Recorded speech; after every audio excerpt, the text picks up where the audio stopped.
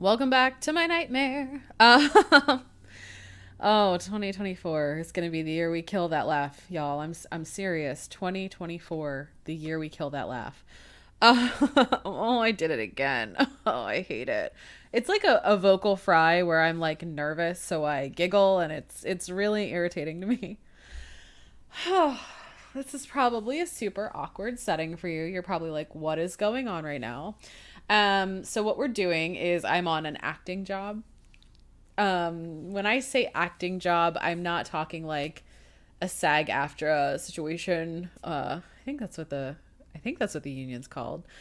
I'm not like that. Like when I say acting job, I'm in a murder mystery this weekend, but I live far away from where the murder mystery is being held, and my friends who live down here wanted to get together since it's close to the holidays and hang out. So I got a hotel for the weekend and I'm staying. I had a performance last night and I have a performance tomorrow night, but I'm going out with my friends for the holidays tonight because we didn't have a Saturday show.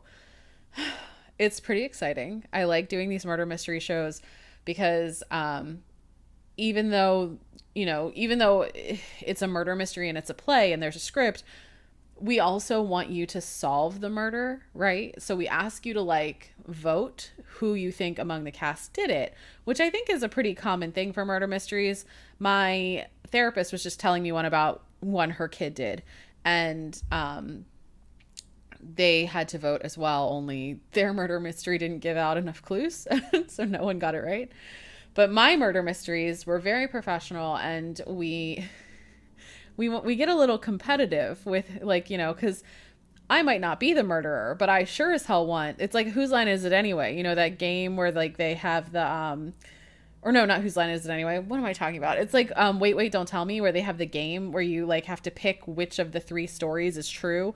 Like, I want you to vote for my story. I want you to see me and go, that one's the murderer, even if I'm not. Like, and so we get a little competitive with how many votes we've got.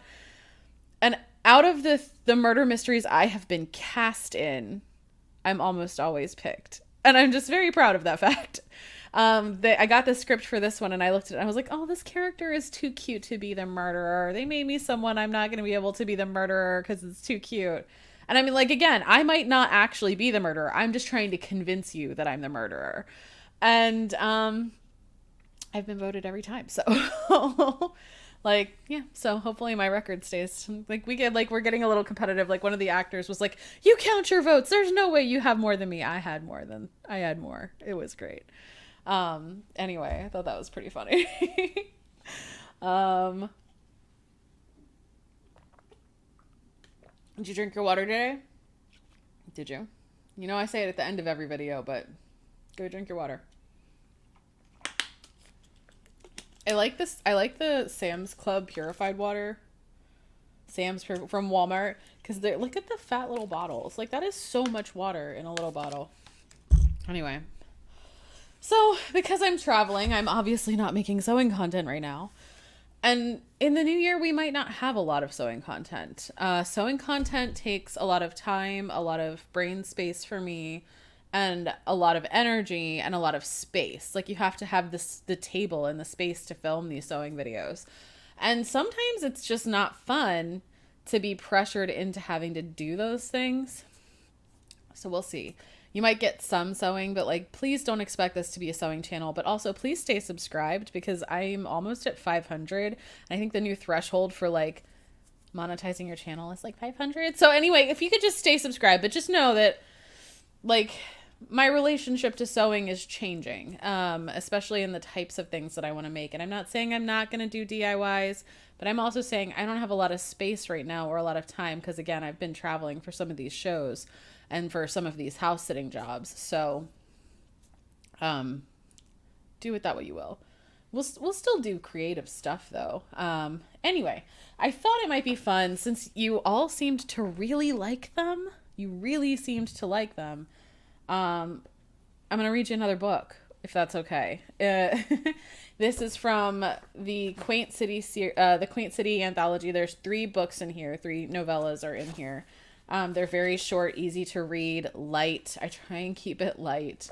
Although they are set in a small town, so I felt to keep it realistic, we have to deal with some things that small town people deal with, for better or for worse. So in the second book, Upcycle My Heart has several characters who use they them pronouns. I use they them pronouns, and I get very upset around specifically some production teams that I've been working with, where the older people just go, I can't be bothered. I get it right 30% of the time, so that's enough. No, it's not. You should use the fucking pronouns I ask you to use. And if you don't, I will just start making up pronouns for you, and I promise you'll see how important it is. So that's a whole different video. We'll get to that later. Anyway, Upcycle My Heart. I thought it would be fun to demonstrate that you can actually use a character's actual pronouns and have it still be grammatically correct. So anyway, that's what that's about. Denver is in their, I want to say late 30s, early 40s. It has been a little while since I've reread this piece, and they have just had a breakup and they have to start over, and they meet a cute girl at a hardware store. And yeah, so that's the story.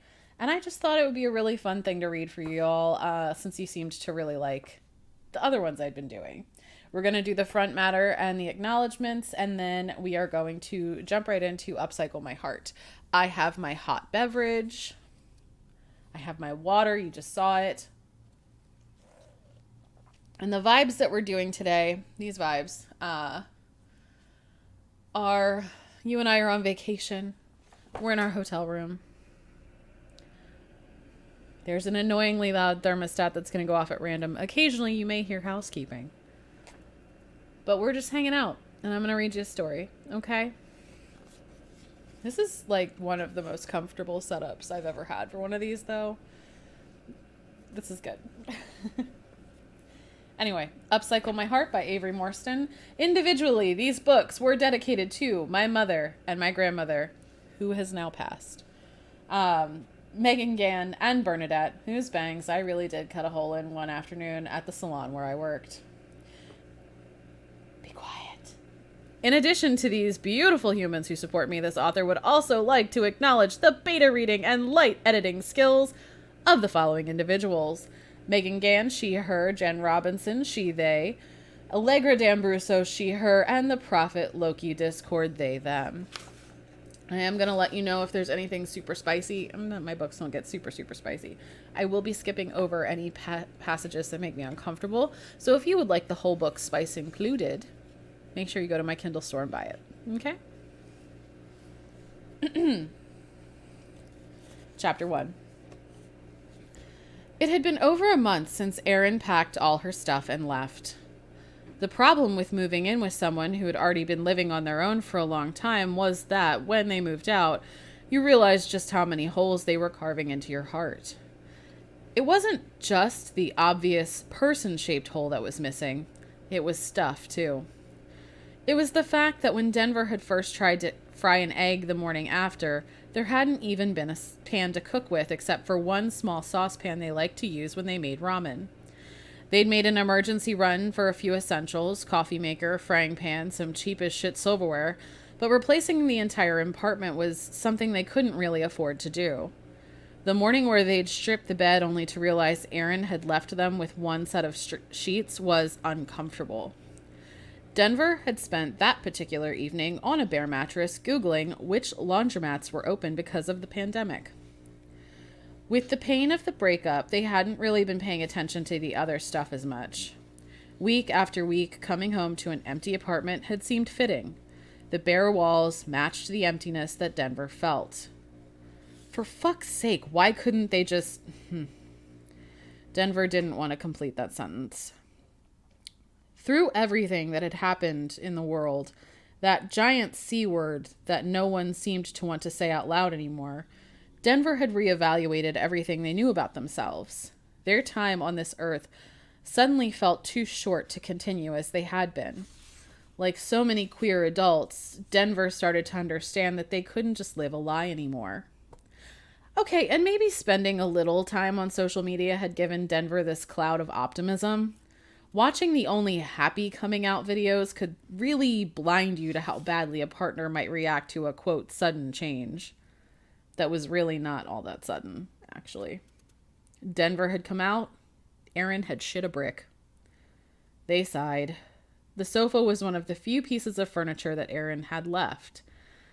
Denver didn't really care at the time. Take it all. They didn't want to be reminded of the relationship that was supposed to end in marriage and a family.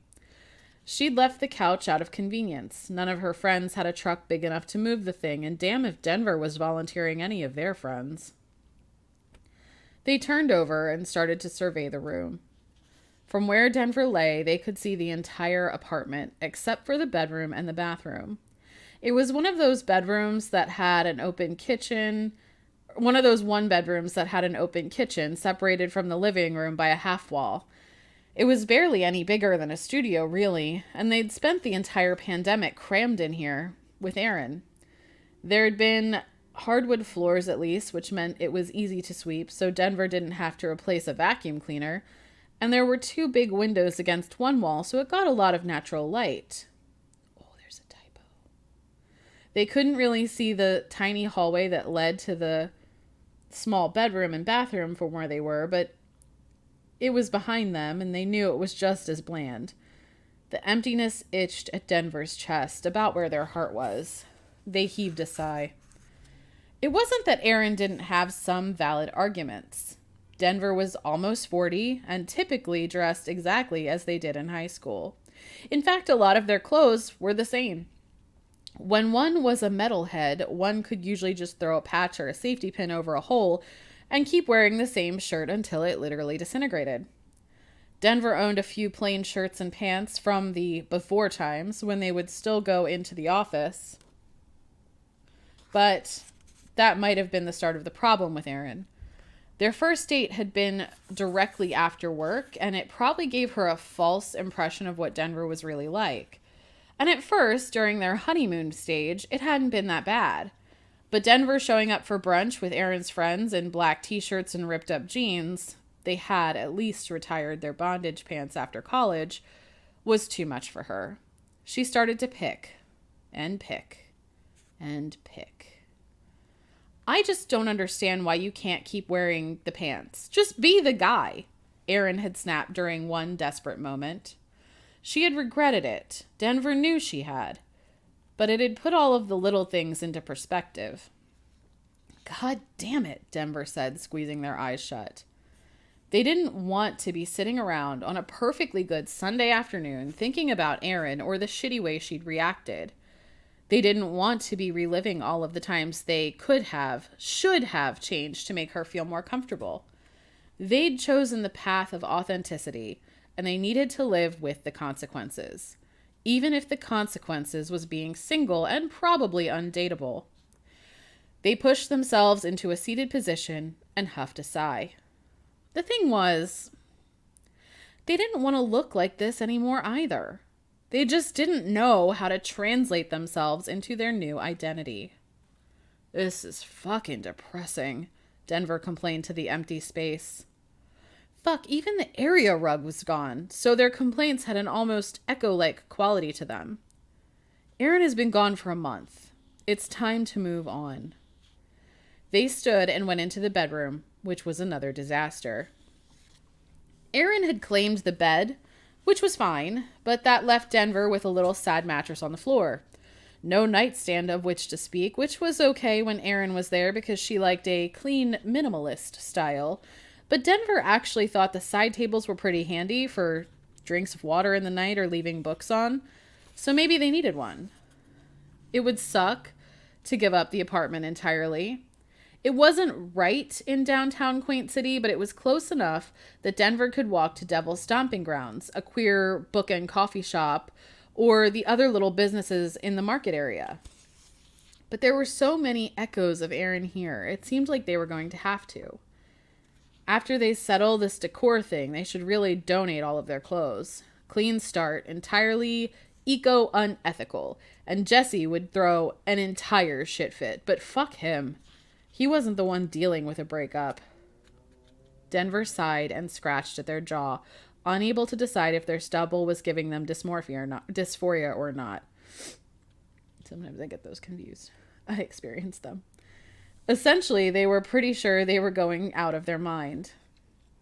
Adulting was a marketing scam, and Denver was about to buy in. If life was just selling a commercial of commercialism, then bring on the credit card debt, because Denver was ready to spend.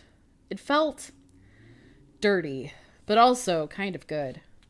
They opened their closet and started pulling things out. T-shirts and jeans puddled on the mattress with soft swishes of fabric.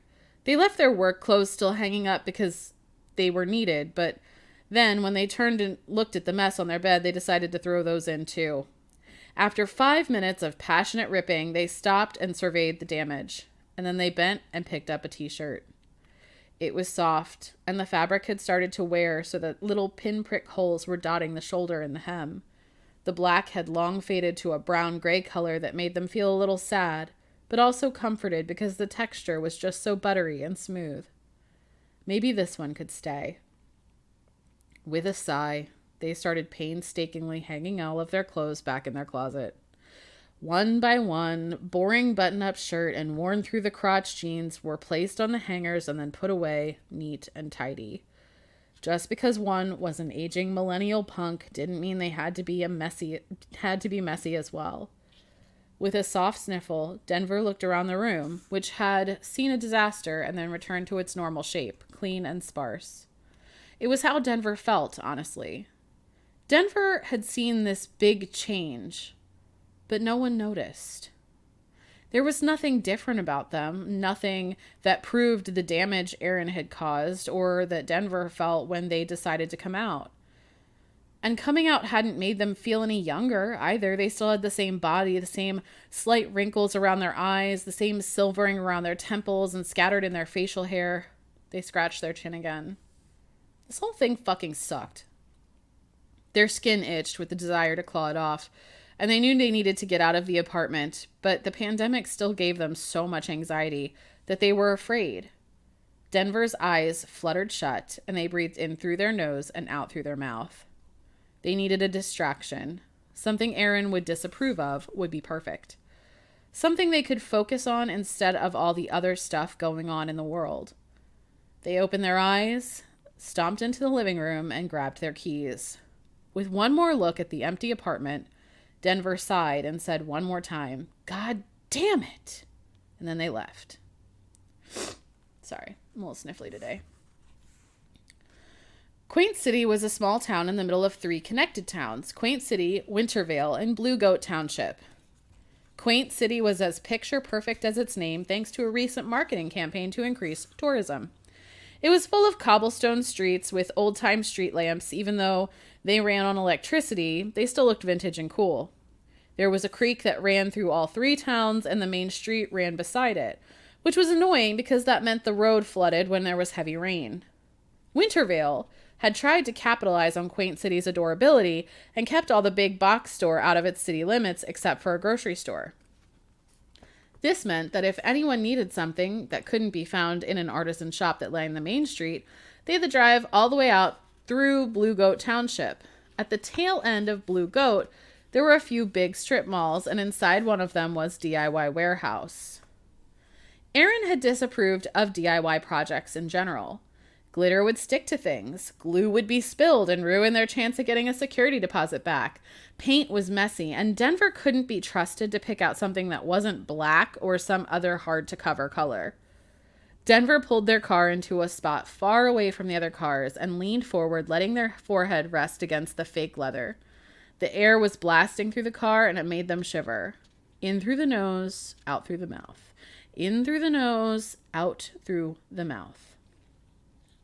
They slipped their mask over their face and double-checked that they had their wallet and their keys before leaving their car and starting towards the store. The sun was impossible. At least in downtown Quaint City, there were picture-perfect little trees every so often, which provided some coverage from the oppressive summer sun. Maryland was known for its humidity, and more often than not, the air felt thick enough to swim through. Thankfully, summer was almost over, but it would still be another month until the air wasn't actively trying to hurt people. Why were there so many people out this late on a Sunday? The store was crowded, full of shoppers both wearing masks and not, which confused the ever-loving fuck out of Denver because there were literal signs everywhere asking people to be safe. It was like no one cared, which rubbed at Denver's heart in an uncomfortable way. It was a lot. It was intimidating. Denver stood for a second right in the middle of the entranceway and tried to breathe, but every time they did, the mask stuck to their mouth. It felt like being suffocated. They weren't an asshole. They knew why the mask was needed, but it was still uncomfortable to wear. Denver managed to take another step forward, and they flexed their hands nervously at their side. Why were they even here? There was noise. Unmasked children were screaming and begging their parents for one thing or another. Parents were arguing with each other as well as their offspring. No one paints a kitchen orange, Roland. No one puts the entertainment center in the bathroom, Jody.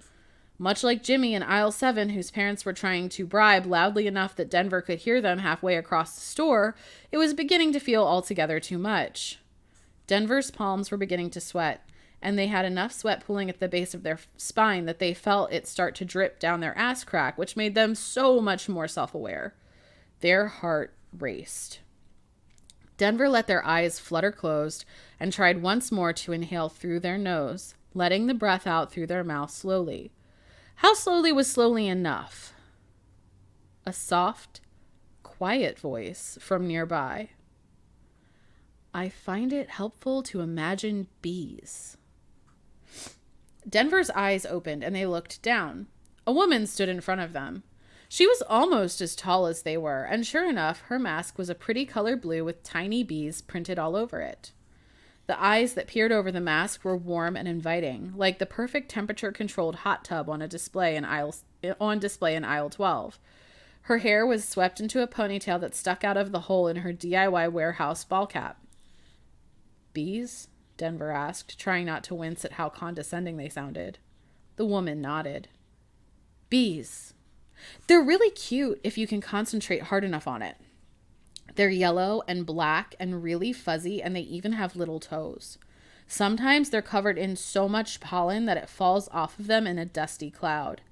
And without them, we die. So yeah, whenever I start to struggle, I close my eyes and I imagine this little bee in a tulip, and all you can see is his pollen-covered butt sticking out. Denver's lips twitched under their mask. Do you talk to all of your customers about the anatomy of bees?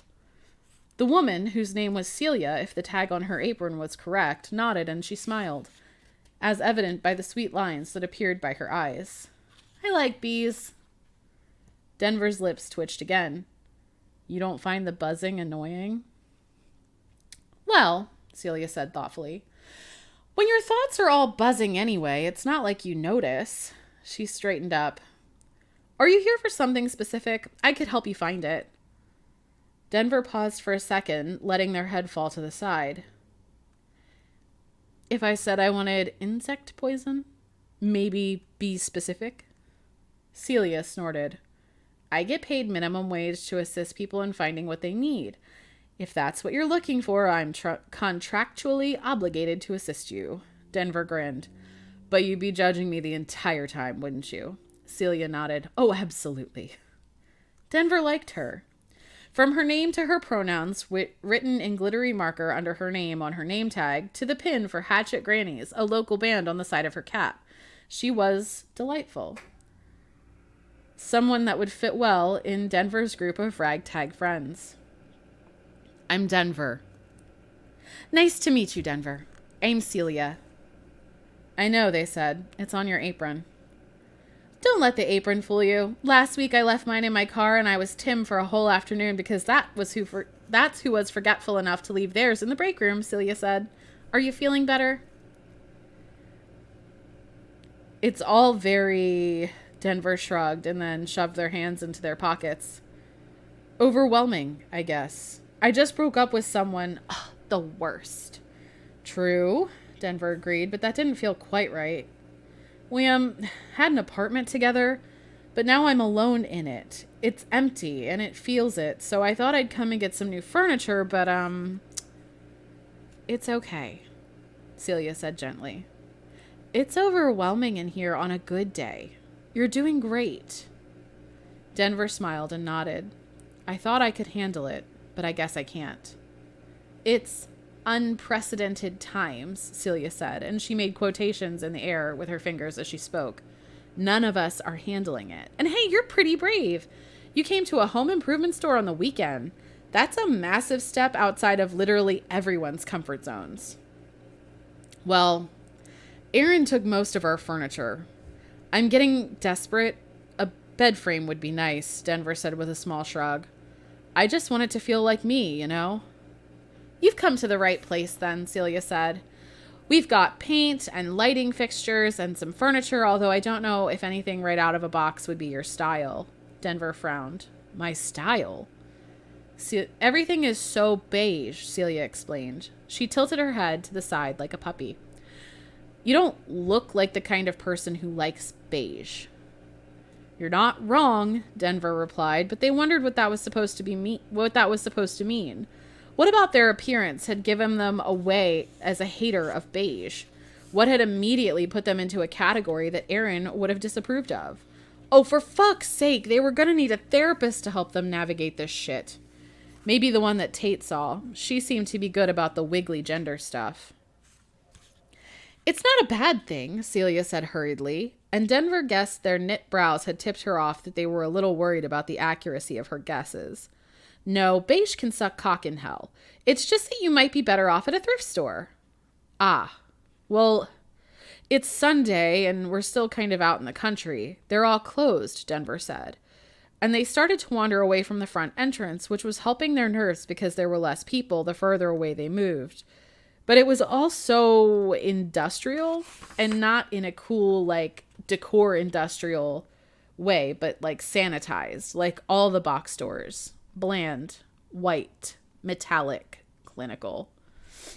What about an art project? Something to keep you occupied until you can make it to a thrift store, Celia asked. Her eyebrows raised and her eyes looked hopeful. Yeah, that could be okay, Denver agreed. Did you have anything in mind? A theme, maybe? Celia prompted. Denver started to shake their head, but paused when an idea occurred to them. I recently came out as non-binary, which is kind of frowned on at my age, but it feels important to me. I'd love to do something to honor that, Denver told her. When Celia didn't answer right away, they said in a rush, that's probably stupid and corny. No, wait, that's a good idea. What about storage needs? A blog I follow just did this awesome pride flag nightstand, and I think it'd be really cool to do something similar, but for you, Celia said. Denver snorted. You still follow blogs? Do you want my help or not? I thought you were contractually obligated, Denver teased. A flush was rising on the rounded slope of Celia's cheeks, but she looked like she was smiling. As I am at work and unable to retaliate, I will allow it this time, she said with a sniff. I do have a side table in need of a new coat of paint, Denver said with a shrug. It's not a bad idea. Celia brightened, and Denver's heart started to thud unevenly. Wonderful. Let me show you some paint samples.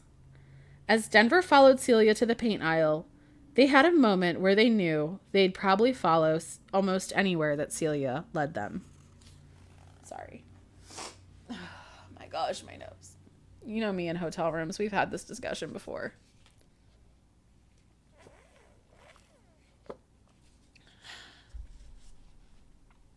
I'm gonna have to get myself an official Devil's Stomping Grounds like cup for when I read these, so that if I like lift it up, you'll see Devil's logo on there. It's not a real coffee shop, but it would be fun. First person to send me a Devil's Stomping Cup mug wins. Chapter 2, and then we're gonna be done for the day.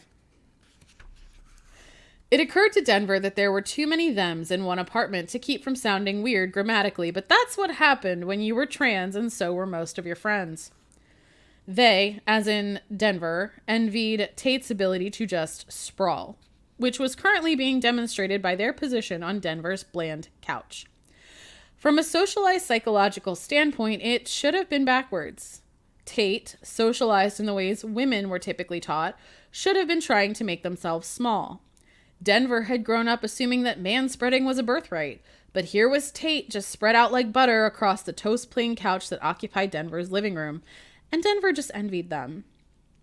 Denver, regardless of label, had always attempted to make themselves smaller, lesser.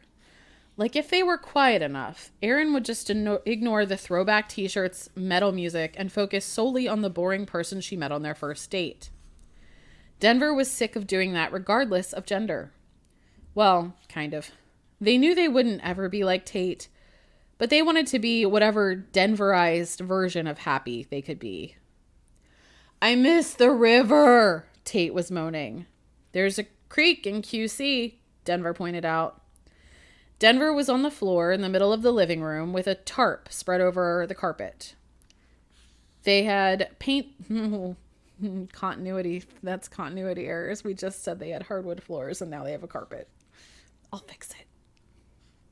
They have hardwood floors because I hate vacuuming. There was a blank canvas in front of them and they had a paintbrush in one hand.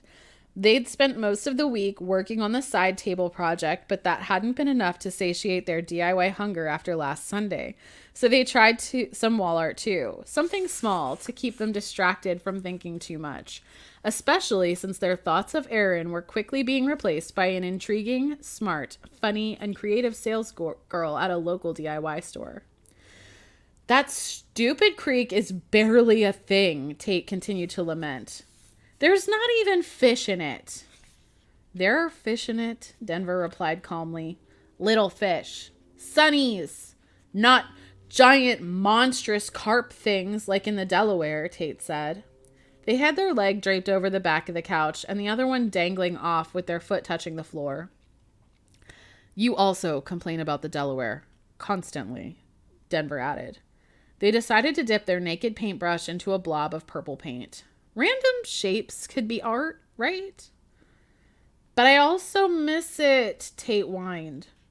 I set a whole series of stories around the Delaware and Penn's Landing. Back in their younger days, Tate had managed to escape Quaint City and move off to what they called a real city. The capital letters were important, as well as apparent in Tate's manner of speech. After about a decade in Philadelphia, Tate had been forced to move back home, and they never really wanted to talk about why, especially since Tate spent every waking minute of every day making it very clear that they did not care for small-town life. Author's side note, you can find out why I believe in Falling for Apple. The fourth and worst book in my series. You said it smells like dead bodies in the summer, and it's basically still summer, Denver said as they continued filling in their purple circle. I miss the smell of dead bodies, Tate wailed. God, you're lucky you're cute, Denver muttered under their breath. You're gonna put up with me because I put up with you for the last month complaining about tits for brains, Erin, Tate said with a dramatic sniffle. Don't call her that, Denver scolded. It's inaccurate. It makes her sound like she had tons of boobs, but she had small tits and large brains. Sounded good anyway, Tate said. They looked over at Denver. What are you doing? Painting, Denver said patiently. They swirled a black line through the circle. Yeah, why? Tate's entire personality, their brand, was the same delinquent petulance that a stereotypical high schooler who smoked in the bathroom and mouthed off at the geometry teacher might have had. Only Denver was fairly certain Tate was a few years older than they were. They'd never thought it polite to ask. Like Denver, Tate had come out later in life as non-binary. Although if you asked them outright, they'd claim to only be, quote, half out because of something to do with their living situation. Denver knew just enough to figure that it was probably a homophobic parent and probably best not question it because Tate was a bear when angered. It had actually been Tate who guided Denver through coming out, since Denver had never considered themselves to be trans until Tate gently explained that some non-binary people considered that label to fall under the trans umbrella. After that, there had been so many long Zoom chats and nights out on the patio at Devil's Stomping Ground discussing gender, sexuality, and a bunch of questions. Tate was a pain in the ass, But with the tiniest bit of patience, they could also be kind of wonderful. Settled on a last name yet? Denver asked in an effort to avoid the conversation about painting. There were so many reasons to paint. Because it looked fun. Because a cute girl in a DIY shop had recommended it. Because it would annoy Aaron. Because Denver had never been allowed to explore softer pursuits. Because they wanted to. It all felt so fragile that they weren't quite ready to verbalize why they were doing it. Not yet, Tate said, blowing out a loud breath and a sigh all at once. I thought about Blackburn because Tate Blackburn sounds like a fantastic author name, but Keita said there's some anti-gay politician in Tennessee with that last name, and it soured it for me.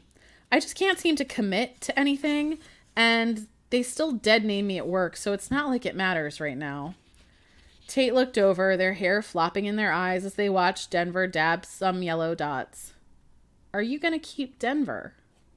Denver shrugged. For now. I mean, I don't dislike my name, and Denver is pretty unique, so it's got that working in its favor. We're in the same boat, where work is still using my current legal name. And you don't know what you'd change it to anyway, Tate pointed out. Denver settled back on their heels and studied their painting for a minute as they considered that. Denver feels good. Like comfortable blue jeans, Denver said before deciding to add another smaller purple circle. I think if you want to change it, you should change it to whatever you want, but this works for me. I like Denver, Tate said approvingly. There was a moment of silence before they steered the conversation back to Denver's renovations. So what are you doing exactly? Home improvements, Denver said. They paused and looked around the apartment. It was still pretty bare, but they now had their non-binary pride side table and a couple of new throw pillows, one of which was under Tate's head. They were making wall decorations. It was going to be a long process, but it was a start. Okay, but why? Tate asked again. Denver scowled at them. Because there's nothing in here that feels... Denver trailed off with a sigh of their own. They felt weird saying it out loud. There's nothing in here that feels like me. Yeah, I guess it is pretty sterile in here, like a hotel room. Tate observed. Aaron liked that kind of stuff, Denver said with a shrug. And I didn't really want to argue about it, so I just let her do her thing. That whole millennial minimalism thing in the 10s really hit her hard.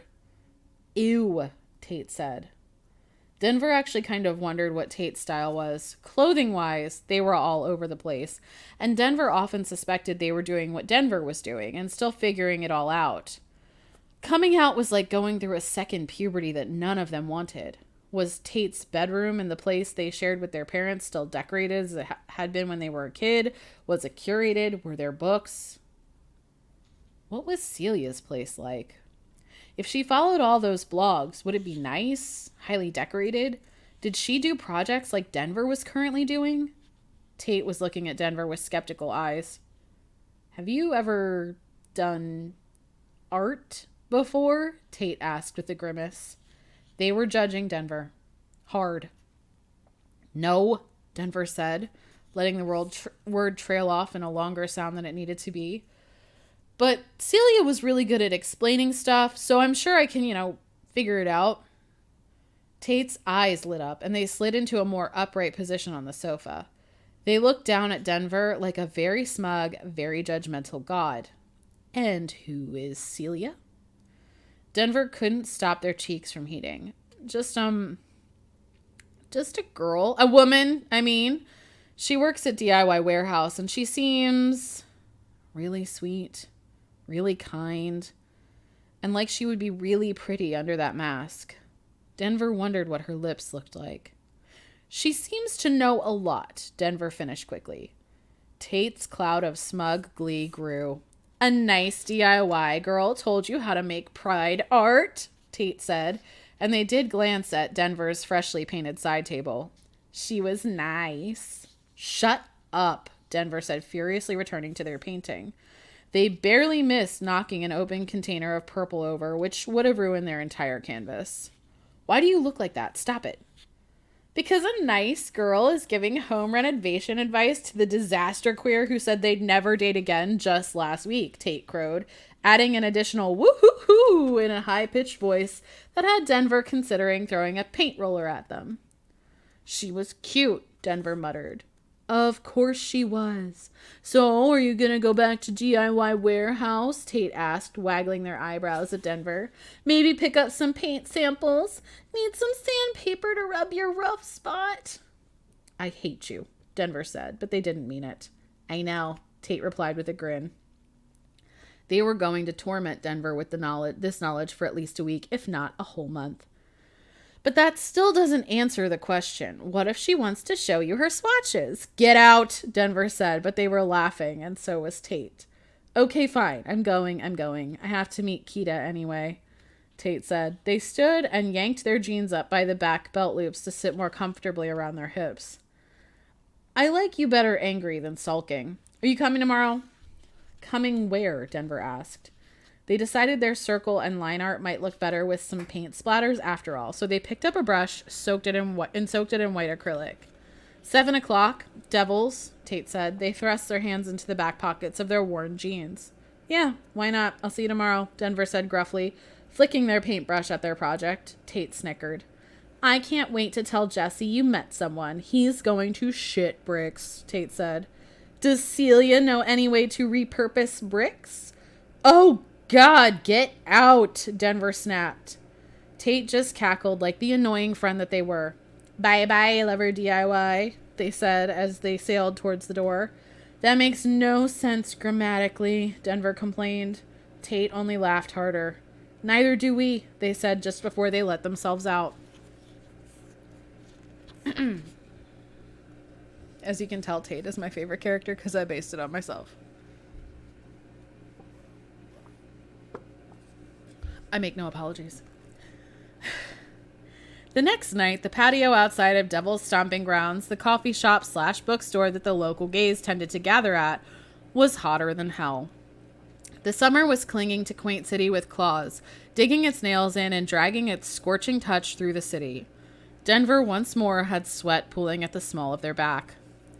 Why are we outside? Denver complained. Their hair was sticking to their forehead. Kita said the air is broken, Tate replied. It's even hotter in there. Denver looked over. The way that Devil's was situated was unique in that there was this weird little courtyard in the middle of Main Street and all the businesses faced into it. There was a platform / brick stage kind of thing, but there was also room for tables and chairs. Devil's took up the corner of one building, and then across the way was Vain Attraction and Gallery QC, which is an artsy kind of boutique-y kind of place. The tables for Devils were black and metal, which were not helping Denver in the heat. And Tate, like a complete freak, was drinking a hot latte. A ragged notebook sat in front of them. Writing anything good? Denver asked. Always, Tate said enigmatically. Y'all, Jesse slid down into the chair next to Denver and then hissed as they registered how hot it was. I fucked up Jesse's pronouns. I just had the worst audition. He slumped over and buried his head in his arms. Yeah, Tate asked, and their eyes met Denver as they both braced for what they knew was coming. Jesse had done a lot of community theater before the pandemic, and he struggled with it. As much as Quaint City thought it was a cultured, up-and-coming place, it was still rural in some aspects. Aspects which seemed to sting if you were different. Rejected, probably before I even opened my mouth, Jesse complained. He sat up and scrubbed a hand down his face. The director did one of these the second I walked in, and I knew it was over. He demonstrated a long head to toe that ended in a frown and then a raised eyebrow. He added in the swift glance to a fake audition sheet in his hand, followed by more frowning. I mean, I know I'm up against cis men, but this sucks. Suffering is part of the artistic process, Tate suggested. Yeah, but I'm starting to get more suffer and less art, Jesse complained. It was a valid complaint. They'd heard every excuse under the sun, but when it came down to it, there was one underlying theme. You're not welcome here. What about that musical? You were really excited about that, Denver pointed out as they took a sip of their iced tea. Jesse's scowl deepened. Excuse me. I filmed a breakfast vlog for you. It's not good. Ah, yeah, that one, Jesse said as they huffed out a huge breath. The director was good, and she said she was open to any casting, but the playwright's estate had it in the contract that the only way a trans person could get a role was if they auditioned for their assigned gender at birth. I'm tired of playing matriarchs. That fucking sucks, dude. I'm sorry, Tate said, and they actually looked sincere, which was a rarity for them. I mean, I expected it when I really considered transitioning, but I didn't think it was gonna suck this much, Jesse complained. You'll get there eventually, Denver tried to add hopefully, but they knew how hard it was for Jesse. The conservative streak that ran through Quaint City was strong. There were tiny bastions of hope, like the little queer courtyard where they were sitting, but it was a small haven from a larger problem. I mean, it's not like I want to be famous or anything, Jesse said with a shrug. I just want to act in plays and make cool art with my friends. Not me, Tate said with a cheeky grin. I want to be famous. Denver snickered, delighted that Tate walked into that one. Untrue. If you wanted to be famous, you wouldn't be writing fan fiction. You'd be out there publishing original stories. Fan fiction is original, Tate said, and their lips pulled into a sulky bow. Every story is technically fan fiction. Half the fun is trying to figure out what fandom the author wrote for before they changed the name and pretended they created something new. Besides, maybe my definition of fame is being a BNF, not some monetary success. Denver and Jesse blinked at each other before Jesse was brave enough to ask, "What the fuck is a BNF?" Big name fan, Tate said smugly. It stands for write an original story and get paid instead of just giving stuff away, Denver muttered.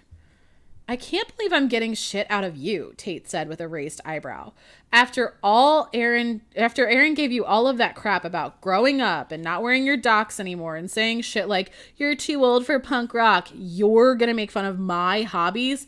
You're in a glass house with a fistful of rocks, my friend. Hey! Oh, that was a happy hey, I'm sorry. Hey!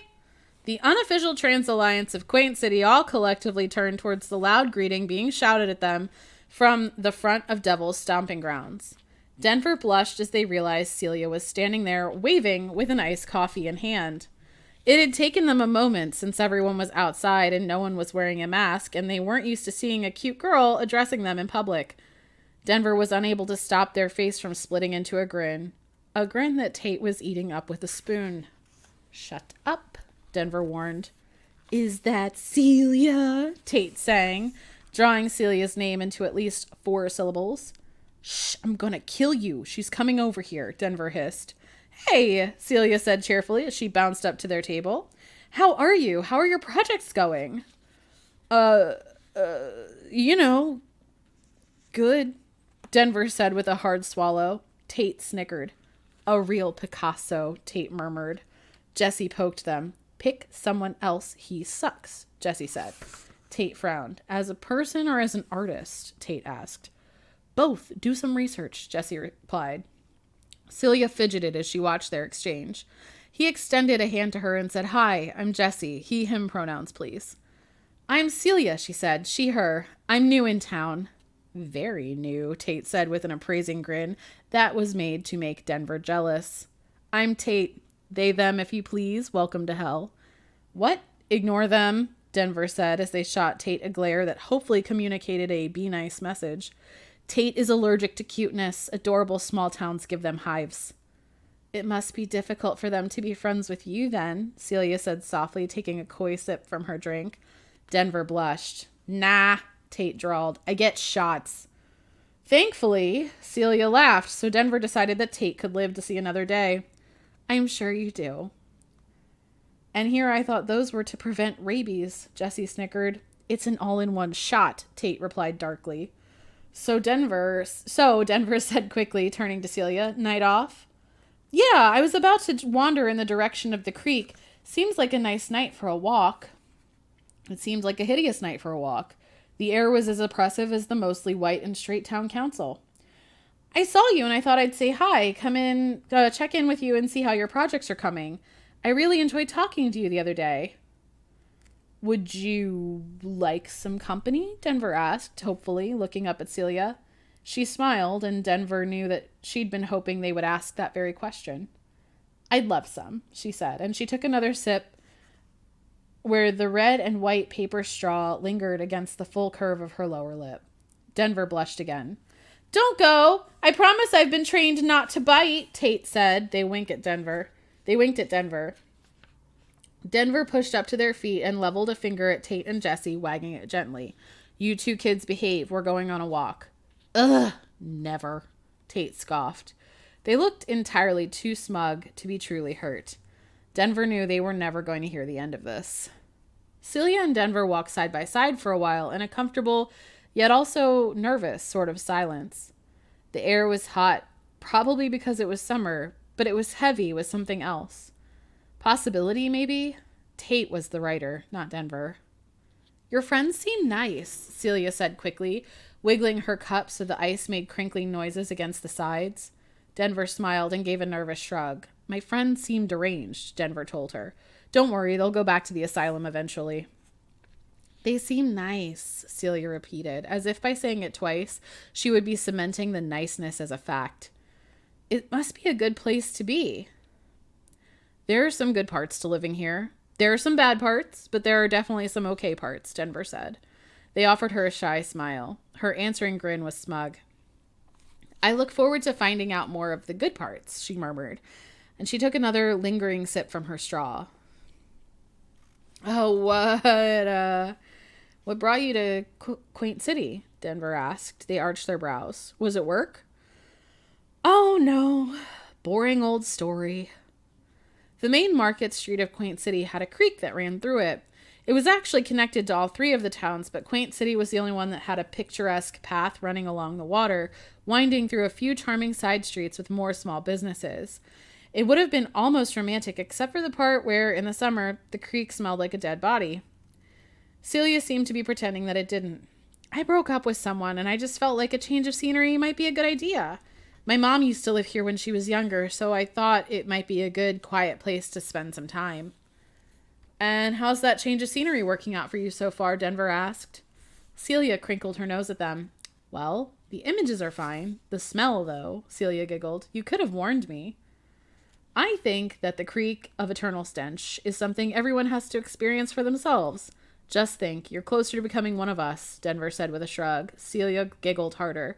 Creek of eternal stench, oh my God. So, a Labyrinth fan then, she asked. Denver nodded. More like a Bowie fan, they confirmed. God, what an aesthetic, am I right? She was nodding back. Absolutely, she agreed. They fell into that slightly awkward silence again as they continued. Several moments passed before she spoke. It was a few months ago, my breakup. I already talked my friend's ears off about it. He wanted kids. I didn't. It was pretty amicable, but still hurt. Yeah, I can relate to that, Denver admitted. They pitched their empty cup in a trash bin as they passed, and then shoved their sweaty hands into their pockets. My ex was pretty upset when I came out as non-binary. She really wanted that picket white fence kind of life, even though that's just like this marketing scam our society has been sold. Even if it was true, I don't think that kind of life would make me happy. Maybe I'm selfish, but I think it's okay to want to just focus on making yourself feel good than trying to fit into some box just because we're, quote, supposed to. Technically, by breaking up with her, you made both of you feel good in the long run. She'll find that picket fence and you'll get to be everything you want to be, Celia said softly. Some people will just drag that kind of stuff out and really make you miserable in the end. You didn't pretend you were something you weren't, only to wake up 10 years later and realize it wasn't what you wanted. Denver looked over at her with a teasing smile. And how long were you and your ex together? Celia winked. A decade or so, give or take. Damn, that is a long time, Denver said with a low whistle. So, any painting questions? You've got a resident home improvement expert on your side, Celia said after they'd passed another few awkward moments in silence. Denver wanted to believe it wasn't awkward, but they were two people who were just getting to know one another. They were bound to have some lapses that were a little strained as they learned about each other. It's hard because I'm still figuring it out. I'm not really sure about my personal style, much less my decor style. Erin took so much with her when she left, it's a bit sparse, Denver said. They shrugged. I didn't bring much with me in the relationship, I guess. But it had been hard. Denver hadn't had anything, and Erin had already possessed so much as far as furnishings, so the entire apartment had basically been in her control. She hadn't seen the point in going out and doing things together to make their nest more of a combination. Why would she? It was a waste of money when she already had perfectly good things they could use, and Denver really hadn't fought it out. Tell me what kind of things you like, Celia prompted gently. Well, one of our biggest fights was because I like things I still liked when I was in high school. I like metal music and skulls and punk rock, Denver said. They looked down at the rancid creek for a second, watching the large, dark shapes of fish swimming below the surface. But Gerard Way grew up, changed aesthetics. I don't know what my grown-up punk is like. But she told you it didn't involve skulls. Oh, yeah, Denver agreed, and they looked back at Celia. I don't even know what to wear most days. How am I supposed to figure out my decor style? I feel confused. I think that's a valid way to feel. You're doing something really brave at a very up-in-the-air time in your life. That's hard, Celia told them. Her lips swished to the side. You know what you need? What? Denver asked. A thrift store, Celia told them. What are you doing tomorrow morning? I'm open, Denver said, before wondering if they should have hesitated. Did they seem too eager? A Saturday morning in a thrift store with Celia did sound exactly like what they needed. Let's meet at Devil's Stomping Grounds at, say, 8, if that's not too early. We can grab some coffee, and I can take you to this place I found. It's got some really cool stuff, Celia grinned, hopefully at them. That sound okay? 8 a.m. sounded like death, but Denver found themselves nodding. That sounds amazing. Cool, Celia said with a happy little wiggle.